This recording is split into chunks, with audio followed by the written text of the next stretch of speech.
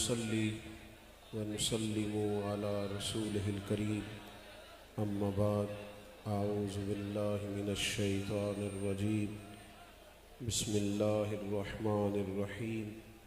व इबादुर रहमानिल्लज़ीना यमशूना अलल अर्दि हौना व इज़ा ख़ातबहुमुल जाहिलूना क़ालू सलामा वल्लज़ीना यबीतूना लिरब्बिहिम सुज्जदन व क़यामा। सदक़ल्लाहुल अज़ीम। इन्नल्लाहा व मलाइकतहु युसल्लूना अलन नबी या अय्युहल्लज़ीना आमनू सल्लू अलैहि व सल्लिमू तस्लीमा। अस्सलातु वस्सलामु अलैका या रसूलल्लाह व अला आलिका व अस्हाबिका या हबीबल्लाह। सारे हज़रात दुरूद शरीफ पढ़िए। अस्सलातु वस्सलाम।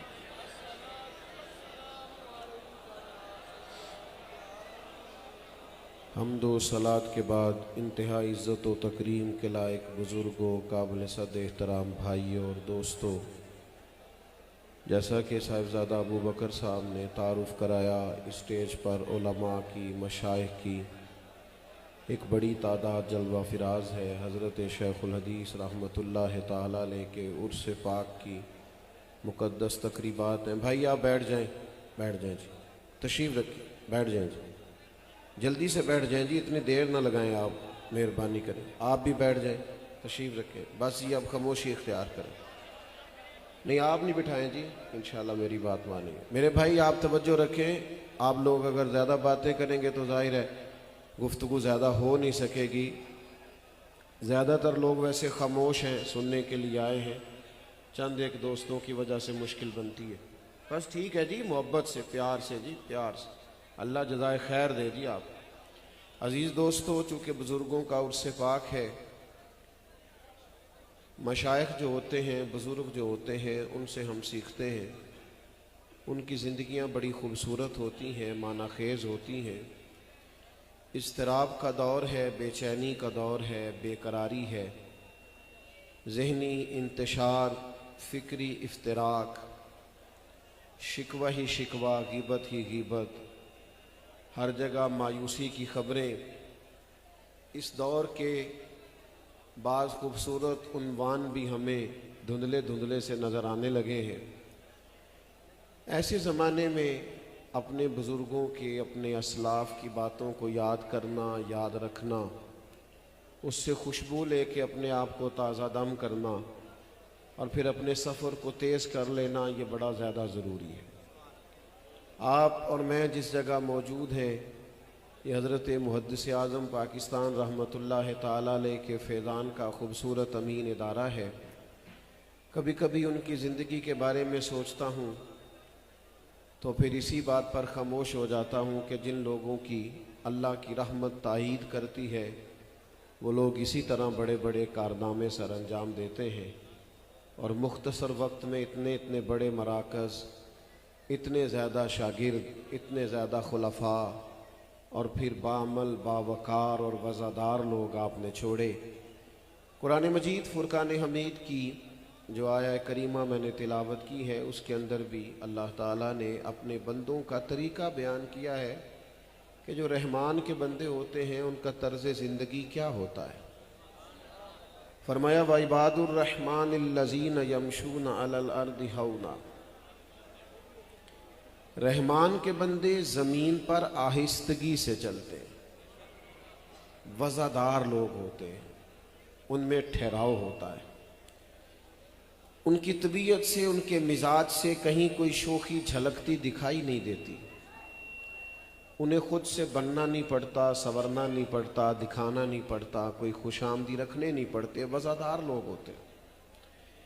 रहमान के बंदों की पहली सिफ्त यह है कि वो ज़मीन पर आहिस्तगी से चलते हैं और उनका दूसरा कमाल ये है कि वइज़ा ख़ातबहुमुल जाहिलून क़ालू सलामा। जब जाहिल उनसे गुफ्तगू करते हैं तो वहाँ भी वो अपनी वज़ादारी को ख़राब नहीं होने देते, वो जाहिलों को सलाम करके गुज़र जाते हैं। उनका दिन ये होता है कि वो आहिस्तगी से चलते हैं, ठहराव, बुर्दबारी, तहम्मुल, बला की सादगी। मेरे भाइयों, जिस दौर में मैं और आप हैं, इस दौर में कार्ड बंटते हैं, तस्वीरें तकसीम होती हैं, ओहदे कशीद किए जाते हैं, अलकाबात का बेहंगम और बेवक्त इस्तेमाल, और फिर बताया जाना और सुनाया जाना और दिखाया जाना और तारीफ सुन के खुश होना। अल्लाह का बंदा वज़ादार होता है। दो चीज़ें इंसान में वज़ादारी पैदा करती हैं, दो चीज़ें इत्मीनान पैदा करती हैं।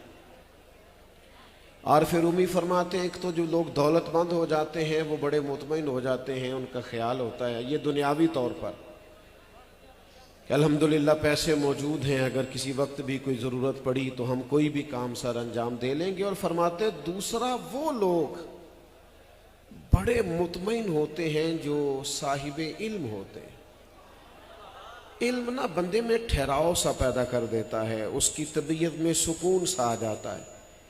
जिन सवालों के लिए लोग परेशान होते हैं उनके जवाबात पहले से साहिबाने इल्म के पास मौजूद होते हैं। ये चीज़ उनके अंदर वज़ादारी पैदा कर देती है, ठहराव पैदा कर देती है, इत्मीनान नसीब होता है। बड़ी कुर्सियों के बगैर भी, हटो बच्चों की दास्तानों के बगैर भी, किसी सादा चटाई पर बैठ के भी उन लोगों के चेहरों पर इज़्तिराब नहीं होता। वो जहाँ भी नज़र आते हैं ज़रा मुतमईन से नज़र आते हैं। अकायद के लिहाज से, नज़रियात के लिहाज से वो तहकीक के नाम पर कोई तखरीब नहीं करते। वो अपने असलाफ की अमानतों के अमीन होते हैं। उन्हें इंशराह सदर होता है। वो सारी ज़िंदगी रस्तों की तलाश में नहीं रहते कि ये ठीक है या ये ठीक है। उनको तो इतना इंशराह सदर होता है, इतना इंशराह सदर होता है कि बस उन्होंने सफ़र ही करना होता है। उनको मंजिल का पता होता है, रास्ते का पता होता है। मजबूत फिक्री बुनियादें, यानी जो चीज़ें बुजुर्ग तय कर गए उन्हें छेड़ने की ज़रूरत ही नहीं पड़ती। उनको तो बस उस पर काम करना है, ड्यूटी करनी है, उस पर खिदमत सर अंजाम देनी है। मजबूत फिक्री बुनियादें। हज़रत मुहद्दिस आज़म रहमतुल्लाह ताला अलैह और आपके जितने भी शागिर्द और आपके जितने भी इरादतमंद दुनिया में कामयाब हुए, वो इसलिए कामयाब हुए कि फ़िक्री बुनियादें बड़ी मजबूत थीं। उनके पास आप खिताबत उनकी सुने जब भी, और निजी महफिल में बैठे जब भी, अकायद के मामले में जो इंशराह सदर उन्हें हासिल था ना, इस बेचारे को सारी ज़िंदगी रास्ता ही नहीं मिलता। 30 साल कुछ कहता है, फिर बेचारा 15 साल कुछ और कहता है, फिर अगले 8 साल उसे नया सजदा साफ करना पड़ता है। तो जब ज़िंदगी में आपने तय ही नहीं किया आप क्या हैं, तो आप सफ़र किस वक़्त करेंगे? जिन लोगों ने तय कर लिया होता है उन्होंने बस सफ़र करना होता है। वज़ादार बने, ज़िंदगी वज़ादारों जैसी गुजारें। मेरे दोस्तों, अल्लाह के बंदे बड़े वज़ादार होते हैं। उनमें उलझाव नहीं, बेचैनी नहीं, बेकरारी नहीं, उनकी तबीयतों के अंदर किसी किस्म का कोई गुमान नहीं। वो इतना बड़ा आदमी अलीगढ़ यूनिवर्सिटी का फाज़िल बरेलवी से रियाजी का सवाल पूछने गया तो कहता है मैं इतने बड़े आदमी के पास गया, पर एक फाटक पर मोटे बान की चारपाई पर तशरीफ़ फरमा एक सादे आदमी ने सादे कागज़ कलम पर सादी चंद लकीरें डालकर मुझे दी। जो मसला बहुत सारे लोगों से हल नहीं हो रहा था, उस शख्स ने मुझे हल करके दिया। और जब मैं उनकी तारीफ़ करने लगा तो कहने लगा, भाई ये रियाजी के मामले में तारीफ़ करने की क्या ज़रूरत है, ये तो एक इमदादी सा इल्म है। किसी के इंतकाल के बाद विरासत के मसले निकालने होते हैं, थोड़ी जमा तफरीक सीख ली है, वरना हमारा असल किताबों सुन्नत से रिश्ता है। भाई आपकी वज़ादारी, आपका ठहराव। एक शख्स कहता है मैं नबी करीम अलैहिस्सलाम की बारगाह में हाजिर हुआ और अल्लाह ताला ने, हुजूर फरमाते हैं, रोब के साथ मेरी मदद फरमाई है। जो पहले पहले नज़र डालता वो महबूब के रोब का शिकार हो जाता। तो कहते हैं वो सख्त रोब में कांपने लगा। तो पता है मेरे करीम की वज़ादारी कैसी है। मेरे महबूब करीम अलैहिस्सलाम उससे थपकी दे के फरमाने लगे, डरते क्यों हो? तेरे आगे हैं यूं दबे लचे फुसहा अरब के बड़े बड़े, क्यों डरता है तू, कांपता क्यों है? उसने कहा मैं मदीने की हुकूमत के सरबराह के पास आया हूँ तो बादशाहों से मिलते वक्त डर आता है, खौफ तारी होता है। बात कहाँ की थी, चली कहाँ गई। मेरे नबी करीम ने तो अपनी वालदा माजदा को याद करना शुरू कर दिया। करीम फरमाने लगे, तू किसी बादशाह के पास नहीं आया, तू तो उस बेटे के पास आया है जिसकी माँ गोश्त के खुश्क टुकड़े खा के भी गुजारा कर लेती थी। मेरे अजीज, आप वज़ादार। और फिर एक और बात भी आपसे अर्ज करूं,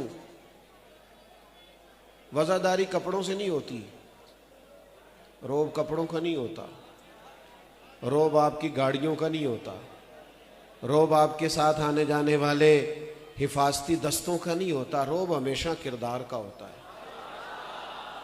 आप अगर वज़ादार हैं, बाकिरदार हैं, तो आप बारोब हैं। और अगर आपके अंदर रोब नहीं है तो आप जितना मर्जी महंगा जोड़ा खरीद के ले आए, जितनी मर्जी बड़ी पजारों से उतर आए, लोगों के पास करोड़ों की गाड़ी होती है, लेकिन हाल ये होता है कि गरीब आदमी भी करीब खड़ा होकर कहता है 2 नंबर आदमी है, चोरी का माल है। और 6 करोड़ के घर के बाहर खड़े होकर रेड़ी वाला कह रहा होता है चोरी के पैसों से घर बनाया है। लेकिन बंदा छोटा सा मुलाजम हो, छोटा सा, जिस दफ्तर में बैठा हो कुर्सी भी टूटी हुई हो, लेकिन उसी के दरवाजे पर विफाकी वजीर खड़ा कांप रहा होता है, कहता है यार बंदा बड़ा वज़ादार है, ना सिफारिश सुनता है ना रिश्वत पकड़ता है, बंदा बड़ा दलेर है। मैं छोटा आदमी हूँ, ज़्यादा लोगों को तो देख नहीं सका। गुजरांवाला के चौक दारुस्सलाम में एक दरवेश को देखा है, जिनके दरवाजे पर बड़ी पजारों से बड़ा पीर उतरता था तो पहले अपनी दाढ़ी को मापा करता था, अपने बटन बंद किया करता था, चेन वाली घड़ी उतार के जेब में डालता था। तो उससे पूछते थे साहब आप तो खुद बड़े लंबे चौड़े हैं, तो कहता था मैं तो लंबा चौड़ा हूँ, पर जिसके पास जा रहा हूँ उसके किरदार की अजमत बड़ी अनोखी है। बात जो दिल से निकलती है असर रखती है, पर नहीं ताकत परवाज मगर रखती है। जमा हो के मस्जिद नबवी शरीफ के सहन में सहाबा ने मशवरा किया था कि फारूक आजम से कहो एक कुर्ता नया सिलवा लें। अब तो पेबंद लगने की भी जगह नहीं रही, जिससे कैसर और किसरा कांपते हैं उसके कपड़ों पर पेबंद लगे हुए हैं। का बात तो बिल्कुल ठीक है, जनाब सिद्दीक अकबर के ज़माना नूर तक तो गुर्बत रही, अब तो हालात का रंग और है, आसानी हो गई है। और 50-50 हज़ार दिनार बदरी सहाबा को मिलते हैं, जनाब फारूक आजम भी हिस्सा पाते हैं, लेकिन घर जाने से पहले सारा कुछ बांट देते हैं। एक नया कुर्ता सिलवाने में हर्ज क्या है? कहना चाहिए, बिल्कुल कहना चाहिए। तय हो गई बात, कहेगा कौन? उम्र से बाद कौन सा शेर करेगा? मैं कह चुका हूं रोब कपड़ों का नहीं होता, रोब तो किरदार का होता है। का एक हस्ती है जो उम्र से बात कर सकती है, वो कौन है? मौला अली शेर खुदा। लोगों ने शेर खुदा की खिदमत में कहा जनाब आपको पता है बड़े बड़े वजीर मशीर मिलने आते हैं और जनाब उमर का वही लिबास पुराना, और अब तो पेबंद लगने की भी जगह नहीं। कहिए ना, एक लिबास बदलने हरज भी कोई नहीं, जायज़ भी है, इस्लाम मना भी नहीं करता, तो क्या आप आसानी भी है तो क्या हरज है? मौला अली फरमाने लगे बात भी तुम्हारी ठीक है, कहना भी चाहिए, और ये भी ठीक है, मैं कहूँगा तो वो मान जाएंगे, पर ये वाली बात मैंने भी कोई नहीं करनी उम्र से। कहा जनाब फिर कौन करेगा? फरमाया सैयदा आयशा सिद्दीका। वो चूँकि माँ है और माँ का अपना एक दर्जा है, माँ कह सकती है। जनाब सैयदा की खिदमत में बात पेश की गई, पैगाम आया, तो जनाब फारूक आजम का जाहो जलाल अपनी जगह पर हर जगह जाहो जलाल नहीं होता। कहीं झुकी हुई गर्दनें अच्छी लगती हैं, कहीं इंसान का झुककर मिलना अच्छा लगता है। जनाब सैयदा आयशा सिद्दीका ने बुलाया तो दौड़े गए। पूरी बात जनाब आयशा ने कहा अब तो अल्लाह ने आसानी दे दी है, गुंजाइश है, वुसअत है, और माल आता है, आप सारा खैरात कर देते हैं। कुर्ता नया सिलवाने में हर्ज क्या है? हर जगह बहस नहीं होती। पता नहीं आपको समझ आए कि ना आए, हर जगह दलील भी नहीं होती, कहीं मान भी जाना चाहिए। हाँ हाँ, दलाइल रखने के बावजूद भी कहीं मान जाना चाहिए। हजरत उमर फारूक रदी अल्लाह ताला अन्हु ने फौरन कहा कि अम्मा जी आपका हुक्म हो गया है ना, आज शाम तक की कुर्ता आ जाएगा, पर अगर इजाजत हो तो एक जुमला कह लूं। कहा कहिए। फरमाने लगे ये जो मेरा कुर्ता है ना, मैं नबी करीम के ज़माने में भी यूं ही रहा करता था। जब अबू बकर सिद्दीक अपने दौरे खिलाफत में मुझे मशवरे को बुलाते थे, मैं, उस्मान, अली, अबू ज़र, हम सब जब हाजिर बारगाह होते थे तो हमारे यही रंग थे। हमने ना इसी लिबास में वक्त गुजारा है। मुझे ना ये कपड़े, ये अंदाज, ये पुरानी चीज़ें, पुरानी याद मेरी ताज़ा करती हैं। घर मुझे इजाज़त मिल जाए तो मैं ज़रा अपने आप को मुतमईन पाता हूँ। हज़रत उमर चंद जुमले कह के खामोश हुए तो पर्दे के पीछे से जवाब नहीं आया। बस थोड़ी देर के बाद सैयदा आयशा सिद्दीक़ा की चंद हिजकियों की आवाज़ आई और वो अपने आंसू समेट कर कहने लगी, जो सहाबा ने फरमाया था, कहा था, वो भी ठीक है, पर उमर जो आप कह रहे हैं वो तो बिल्कुल ही ठीक है। आप जहां मुतमईन हैं वहां रहिए। ओ भाइयों, वज़ादार जिंदगी गुजारो। वज़ादार, जिन बुजुर्गों के उर्स में आए बैठे हो, ये वज़ादार लोग थे। खुदारा अपनी तबीयत से, किरदार से, अमल से कहीं किसी बेचैनी का इजहार ना करो, कहीं टूटते बिखरते जुमले ना बोलो, कहीं अपनी राय को कमजोर ना होने दो। हालात बदलते रहते हैं, अतवार बदलते रहते हैं। चंद दिन पहले मुझे एक साहब कह रहे थे बड़ी सारी बातें होने लग गई हैं। मैंने कहा छोटा आदमी हूं, बड़ी बात तो कर नहीं सकता, लेकिन जैसे जैसे दिन गुजरते जाते हैं ना, मेरा तो अकायदे अहले सुन्नत के मामले में इंशराह सदर बढ़ता चला जाता है। मैं कोई, मुझे तो खिताबत आती नहीं, सादी सादी बातें कर रहा हूं, मेरा तो दिल बढ़ता जाता है। मैं तो इस शौक में मचलता जाता हूं कि मेरे मशाइख कुर्बान जाऊं, पहले से तय करके दे दिया है कि जनाब अबू बकर सिद्दीक से लेकर सैयदना अमीर मुआविया तक हमें तय करके दे दिया है कि तेरी नस्ल पाक में है बच्चा बच्चा नूर का, तू है ऐने नूर, तेरा सब घराना नूर का। हमें तय कर, हमें जरूरत ही नहीं पड़ती, परेशानी कोई नहीं होती, उलझना ही नहीं पड़ता, किसी जगह कमजोर ही नहीं पड़ते, ताकतवर मिजाज रहता है। तो भाई वज़ादार रहे। और फिर लोग मिलेंगे दुनिया में जो आपको उलझाएंगे, खबरें भी देंगे, अंदर की खबरें भी देंगे। कुछ लोगों के पास पैसे वाफर होते हैं, काम कोई नहीं होता, उनको सिर्फ खबरें देनी होती। बेचारों के पास मसरूफियत, टाइम बहुत ज़्यादा होता है और मतलब बंदा कोई नहीं मिलता बातें सुनने को और सुनाने को, तो उन्हें खबरें देनी होती। तो ऐसे ही ना उलझा करें। और मैं बैठा था एक दिन तो एक साहब आ गए, मुझे कहीं जाना था, कहने लगे आजकल हालात कैसे हैं? मैंने कहा बिल्कुल ठीक है। पाकिस्तान के हालात कैसे हैं? मैंने कहा बिल्कुल ठीक है। तो वो भी मुझे घूरने लग गया, जैसे आप सारे नहीं घूरने लग गए। तो मैंने उसे कहा बिल्कुल ठीक है। मुझे चूंकि जल्दी थी, उसका ख्याल था कि एक तबसरा वो करे, फिर दो चार मैं करूं, फिर वो, अब कोई बात शुरू हो तो मैं करना नहीं चाह रहा था। मैंने उसे कहा आप क्या काम करते? कहते जूते बनाने का कारखाना है। मैंने कहा सारे मुल्क को छोड़ दें, आप जूते सही बनाया करें, इसलिए कि जो गरीब आदमी आपसे जूता खरीदे कम से कम 6 महीने उसका ये खर्चा तो बचा रहे ना। आप ये वाली मदद करें कौम की, बाकी सारी छोड़ दें। आप सारी की फिक्र में अपना काम भी नहीं कर रहे। मेरे अजीज, उलझना नहीं, बल्कि वाइदा खातबहुमुल जाहिलून कालू सलामा। जाहिलों से बहसें नहीं होती। हर आदमी का स्टेटस नहीं होता कि उसे जवाब दिया जाए, हर आदमी का लेवल नहीं होता कि उसके मुंह लगा जाए। आप अपना मेयार देखें, आप अपना स्टेटस देखें, आप अपना अंदाज देखें। आप हर एक से बहस करेंगे? वो दरवेश ने लिखा है गधे और घोड़े की बहस हो गई थी। घोड़ा कहता था आसमान का रंग नीला है और गधा कहता था काला है। बहस तूल पकड़ गई, फैसला शेर के पास चला गया। जाके घोड़े ने शेर से जाते ही कहा बताइए जनाब आसमान का रंग क्या है? तो कहा आसमान का रंग तो नीला है। तो उसने कहा मैं भी इस गधे को यही समझा रहा हूं, पर ये कई घंटों से बहस कर रहा है और कहता है रंग काला है, अब बताइए फैसला क्या है? तो शेर कहने लगा बात भी घोड़े की ठीक है और घोड़े को उम्र कैद की सजा भी है। घोड़े ने कहा बादशाह ये फैसला समझ में नहीं आया। उसने कहा अल्लाह के बंदे फैसला मेरा यही है, मानना पड़ेगा। उसने कहा आप कह रहे हैं बात भी मेरी ठीक है और सजा भी मुझे है, वजह? उसने कहा सजा तुझे इसलिए दी है कि तूने गधे से ही बहस शुरू कर दी है।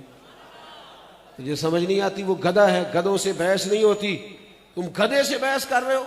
बहुत सारे लोग ऐसे लोगों से गुफ्तगू कर रहे होते हैं जिनको देख के एहसास होता है जनाब ये ते पेंडू पेंडू भी आग छड़ते सन, यारों नू छड़ तू ते सियाना बयाना है। तू अपना हिसाब देख। उलझे नहीं जिंदगी में, हर जगह जवाब नहीं होते, हर जगह उलझाव नहीं होता, हर जगह मेरे अजीज बहस नहीं होती। हम तो छोटी छोटी, ये भला तलाक क्यों होती है? खामन की गलती से। घर में झगड़ा क्यों होता है? खामन की गलती से। उसकी वजह यह है कि बीवी बेचारी तो पहले अकल की कमजोर है, तो ये जब उससे बहस शुरू करता है ना तो ये लड़ाई बढ़ाता है। इसका काम था कि ये आला ज़र्फ़ी का मुजाहरा करता, ये दरगुजर करता, लेकिन ये बहस करता है, बराबर की बहस करता है। कभी कभी जिंदगी में ऐसे लोग मिल जाते हैं जो बहुत उलझाते हैं, बड़ी तकलीफ देते हैं, लेकिन जो वज़ादार लोग होते हैं वो कभी किसी के उलझाव में, अगर वो उलझाव में आए तो उनका काम रह जाता है ना, उनकी मुश्किलात बढ़ जाती, असल काम रह जाता है। हज़रत उमर बिन अब्दुल अजीज रहमतुल्लाह अलैह रात को गुजर रहे थे। अब इस शख्स ने बड़ा काम किया है, उम्र सिर्फ 37 साल पाई है, बाद ने कुछ ज्यादा भी लिखी है, लेकिन मुख्तसर उम्र पाई। अदल, इंसाफ, दरूद पाक, इबादत, तकवा, सरकार की बारगाह की हुजूरी, छोटी उम्र में ये सारे उन्वानात मुयस्सर आए। क्यों? उलझते नहीं थे, अपना काम करते थे। रास्ते से गुजर रहे थे, रात का टाइम था, एक बुजुर्ग सो रहे थे किसी जगह फुटपाथ पे।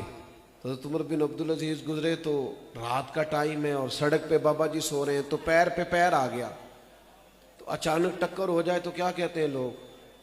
मोटरसाइकिल चला रहे हैं, आप किसी से टक्कर हो जाए दूसरे मोटरसाइकिल वाले से, तो सबको पता होता है कि अंधा बंदा मोटरसाइकिल नहीं चला सकता, फिर भी कहते हैं आप अंधे हैं।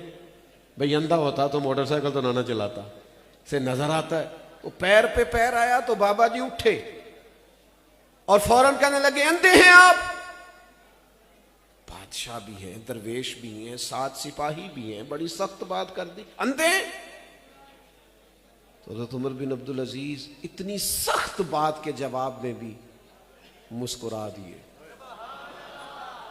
और कहने लगे नहीं नहीं बुजुर्गो, मुझे नजर आता है। यानी जितन जितन ते हर कोई खेडे, कदे हारन भी खेड फकीरा। चलो कदे ही सही, पर कदे हारन भी खेड फकीरा। जितन जितन ते हर कोई खेडे, ये तो सबका स्टाइल है, तुम्हारा तो स्टाइल जरा हटके होना चाहिए था। जितन जितन हर कोई खेडे, तू कदे हारन भी खेड फकीरा। जितन दा मुल कौडी पैंदा ही, हारन दा मुल हीरा। उसने कहा पंदे तो नहीं, तो मुस्कुरा दी और मुस्कुरा के फरमाने लगे नहीं नहीं बुजुर्गो, मुझे नजर आता है। वो साथ जो सिपाही थे ना, केतली हमेशा चाय से ज्यादा गर्म होती है, उन्होंने तलवारें निकाल ली और बाबे पे घूरने लगे। तो हजरत ने फरमाया तुम्हें क्या हुआ? हुजूर इस गुस्ताख ने आपको अंधा कहा है। तो फरमाने लगे नहीं, उन्होंने तो नहीं कहा। जनाब कहा है? फरमाया नहीं कहा। जनाब कहा है? फरमाया बाबा जी तुमसे बातें कर रहे थे, मुझसे कर रहे थे। कहा बातें तो आपसे कर रहे थे। तो फरमाने लगे नादानो, उन्होंने तो एक सवाल पूछा है, उन्होंने पूछा है आप अंधे तो नहीं? तो मैंने जवाब दे दिया नहीं मुझे नजर आता है। इसमें झगड़े वाली कौन सी बात है? सवाल का जवाब होता है, उस पर झगड़ा। अब मेरे पास वक्त भी नहीं है, मुझे आगे भी बढ़ना है, और ये कि कभी कभी रसूमात से डरता भी बहुत ज़्यादा हूँ कि कोई मामला ऐसा ना हो जाए। मदीने के अंसार में से एक भोले शख्स ने एक दफ़ा कहा था फतेह मक्का के बाद कि नबी करीम की अपने करीबियों की तरफ मोहब्बत बढ़ गई है। बुखारी मुस्लिम में मौजूद है। क्योंकि कुछ माल ज़्यादा मिला ना उन्हें एक जंग के मौके पर, माले गनीमत जो मक्के के नए नए मुसलमान थे, तालीफ़े कल्ब के लिए ज़्यादा दिया गया। सवाल कर दिया एक भोले आदमी। अब वो सवाल तो ये था ना कि उन पर करम नवाजी ज़्यादा है, माल ज़्यादा मिल रहा है, हुजूर ने पता उसका जवाब क्या दिया? वो ऐसा जवाब था कि गोया दिल करते थे कि कभी जो हमें मिला है वो भी इनको दे दिया जाए ना। हुजूर फरमाने लगे, बात तो तवील है, बस मुख्तसर करता हूं। करीम फरमाने लगे, और मेरे मदीने के भोले अंसारियों, तुम ये पसंद, जरा जज्बात का, जरा जवाब का हुस्न देखिए। करीम फरमाने लगे, तुम ये पसंद नहीं करते कि मक्के वाले घर जाएं और भेड़ बकरियां और ऊंट लेके जाएं, और तुम जब मदीने जाओ तो अल्लाह का रसूल साथ लेके जाओ? ये नहीं तुम पसंद करते? भाइयों, जब कुछ सवाल होता है तो उसका खूबसूरत जवाब होता है, वहां उलझाओ नहीं, उलझे नहीं। जिंदगी में हमारे झगड़े ही बड़े हैं, रट्टे ही बड़े हैं, तनाजात ही बड़े, और ऐसे लोगों से भी तनाजात हैं जो हमारे स्टेटस के ही नहीं, हमारा बनता ही नहीं था। हम मतलब उस सतह पे आ जाएंगे तो हम तो गए काम से। और फिर आगे अल्लाह वालों की शान ये बयान की कि वल्लज़ीन यबीतून लिरब्बिहिम सुज्जदम व क़यामा, वो रात गुजारते हैं अपने रब के लिए सजदा करते हुए और क़याम करते हुए।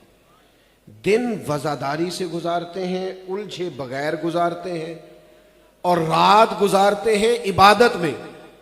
मेरे क्लास फेलो हैं, कुछ अरसा हम इकट्ठे पढ़ते रहे, तो उनके यहाँ दस्तार फजीलत का जलसा था, तो उन्होंने बड़े ज़ोरदार अंदाज में रवायत बयान की, और माशाल्लाह हदीस अपनी जगह पे दुरुस्त है कि आलिम इशा की नमाज पढ़ के सो जाए बाजमात और फजर तक सोया रहे, तो आबिद सारी रात भी इबादत करता रहे, तो दर्जा फिर भी आलिम का ज़्यादा है। तो ज़रा बेतकल्लफ़ी थी, उन्होंने ज़रा ज़ोर दे के बयान की, और 2-4 दफ़ा मुझे महसूस हुआ कि इशारा भी अपनी तरफ कर गए। तो वो मेरे करीब बैठे, तो मैंने उनसे कहा, पहले तो ये है कि आपने अपनी तरफ इशारा करके गोया अपने आप को आलिम कहा, यहाँ भी आपको तवज्जो करनी पड़ेगी, ये भी मुश्किल बात है, खुद से कह देना।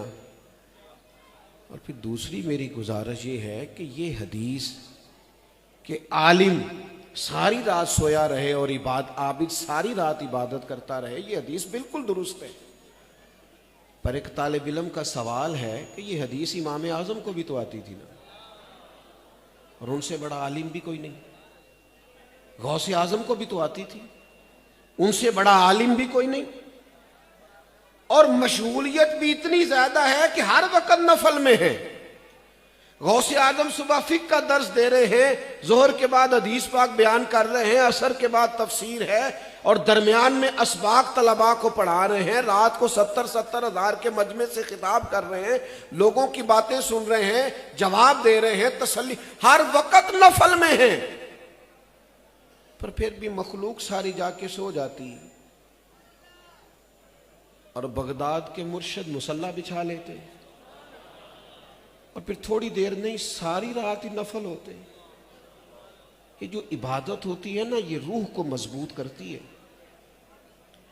इबादत दुनिया से बेरगबती पैदा करती है। जिनका मुसल्ले से रिश्ता मजबूत हो जाता है, उनके पास रूहानी कुव्वतें होती हैं। लेकिन हर जगह आप तवील बिठा लें और नमाज का टाइम हो तो आप छुपते फिरें, तो अल्लाह से तौबा करें, फिर अल्लाह के हुजूर माफी मांगे कि समझ भी सारी है, अकल भी सारी है, पता भी सारा, और सजदे की तौफीक हासिल नहीं। फिर अल्लाह के हुजूर इस्तिगफार करें। अल्लाह के बंदों की शान ये है कि वो शब भर इबादत करते हैं, उनके मुसल्ले मजबूत रहते हैं, उनका दुआ का रिश्ता मजबूत रहता है। हजरत अब्दुल्लाह इब्ने उमर फरमाते, कुछ लोग चले गए थे मगरिब की नमाज पढ़ के, और हम लोग बैठे रहे कि इशा पढ़ के जाएंगे। नबी करीम भी जमात करा के अंदर तशरीफ ले गए, पर थोड़ी देर के बाद हुजूर वापस आ गए, और आते ही फरमाया, क्यों बैठे हो? या रसूलल्लाह, सोचा है इशा पढ़ के जाएंगे। फरमाया, मैं तो घर में बैठा था और जिब्रील अमीन ने आके अर्ज किया, या रसूल अल्लाह, मस्जिद में गुलाम बैठे हैं, रब उन पर फख्र फरमा रहा, कुछ देर तो बैठो ना यार मुसल्ले पर, कुछ वक्त तो गुजारो ना। मेरे दोस्त कान में एक दोस्त कहने लगे, मौलवी फ़लस्तीन के लिए दुआएं करते हैं, दुआ से क्या होता है? मैं क्या, जब नबी करीम दुआ फरमाए ना तो अल्लाह हजरत उमर जैसा आदमी अता करता है। चलो हुजूर के गुलाम अता करे, दुआ करेंगे, कोई अल्लाह हजरत सलाहुद्दीन अय्यूबी का गुलाम अता करेगा। आप दुआ की ताकत का इनकार कैसे कर सकते? पर जुड़ो तो सही ना, मुसल्ले पर बैठो तो सही, ना समझ आए तो देख लेना। नबी करीम ने सफ़ें भी पूरी ठीक कराई थी, बदर वाले दिन तैयारी भी सारी कराई थी, और सारा कुछ समझाने के बाद खुद मेरे करीम ने मुसल्ला बिछा लिया और सारी रात हुजूर मुसल्ले पे रहे। सारी रात मैं पढ़ रहा था तहरीक ख़त्म नबुव्वत में मौलाना शाह अहमद नूरानी सिद्दीकी रहमतुल्लाह अलैह का एक अखबार को दिया हुआ इंटरव्यू। तो सहाफ़ी पूछता है, शेख जिस दिन सुबह असेंबली में गुफ्तगू होना थी आप तो सारी रात किताबें खंगालते रहे होंगे। हजरत चुप कर गए। उसने कहा अपने सारे सवालों के जवाब बड़े फसाहत और बलागत से दिए, यहाँ क्यों चुप कर गए? फरमाने लगे उस रात मैंने किताबें नहीं खोली, पहले तैयार। हुजूर उस रात क्या किया? फरमाने लगे मैंने सारी रात अपने रब के हुजूर दुआएं मांगी, अल्लाह की नुसरत तलब की है, मदद मांगी। मैं कैसे आपको समझाऊं कि हमारे बुजुर्गों के पास वसाइल थोड़े थे पर काम ज़्यादा हो गया। कुछ तो था ना, कुछ तो रूहानी मामलात थे। कहीं तो वो रात को बैठते थे अपने रब के हुजूर। शेख शहाबुद्दीन सोहरवर्दी मुरीद आए बैठे होते थे, लेकिन हजरत सब को छोड़ के जाके अंदर मुसल्ले पे नफलों की नीयत बांध लेते, फिर थोड़ी देर के लिए आते, फिर तशरीफ ले जाते, 2 नफल पढ़ के फिर आ जाते। तो एक साहब ने कहा हुजूर लोग आए बैठे और आपसे फैज़याब होने आए हैं और आप उठते हैं और नफल उठते हैं और नफल। तो फरमाने लगे मुझसे कुछ लेने आए हो ना, तो रब रसूल से कुछ लूंगा तो तुम्हें दूंगा ना, तो दौड़ दौड़ के जाता हूं, वहां से तलब करता हूं ताकि तुम्हें दे सकूं। भाइयों हमें अपने बुजुर्गों के नकूश कदम तलाश करने हैं। एक तो वज़ादार जिंदगी गुजारें, ज्यादा बातें ना किया करें, लफ्जों की और जुमलों की हुर्मत चली जाती, ज्यादा बहसें ना किया करें, इससे कदर में कमी आती है। हर आदमी का स्टेटस नहीं होता कि उससे बहस की जाए। और तीसरी गुजारिश ये है कि थोड़ा सा रिश्ता मुसल्ले के साथ, इबादत के साथ। मैं वो खुशाब के इलाके में दूर एक देहात में निकला हुआ था किसी प्रोग्राम के लिए, तो एक दरवेश बुजुर्ग मिल गए। तो उन्होंने गुजरांवाला का जिक्र छेड़ता है तो फिर पहचान होती है हजरत नब्बाज़ कौम से। कहने लगे शेख हमारे यहाँ जलसे पे आए थे, तो मगरिब की नमाज में वो पहुँच गए। हमने कहा हजरत आप इशा तक आराम कर लें, इशा के बाद जलसा होगा। कहने लगे उन्होंने हमसे मुसल्ला मांग लिया और मगरिब से इशा तक वो नफल पढ़ते रहे। वो मुसाफिर थे, शरीयत की गुंजाइश को जानते थे, लेकिन उन्होंने चाहा मुझे वक्त मिला हुआ है तो रब के हुजूर हाज़िरी क्यों ना दे लूँ। मैंने आपको बड़ा माजी करीब की बात बताई है, मैं ज़्यादा दूर नहीं गया, इसलिए कि आज भी अगर थोड़ी कोशिश की जाए कुछ बेहतरी हो सकती है। सारा दिन लोगों के सामने अपने आप को साबित ना करें कि मैं अच्छा आदमी हूँ। कुछ मोहब्बतें ऐसी हैं जो खालिस अल्लाह लोगों के दिलों में पैदा करता है।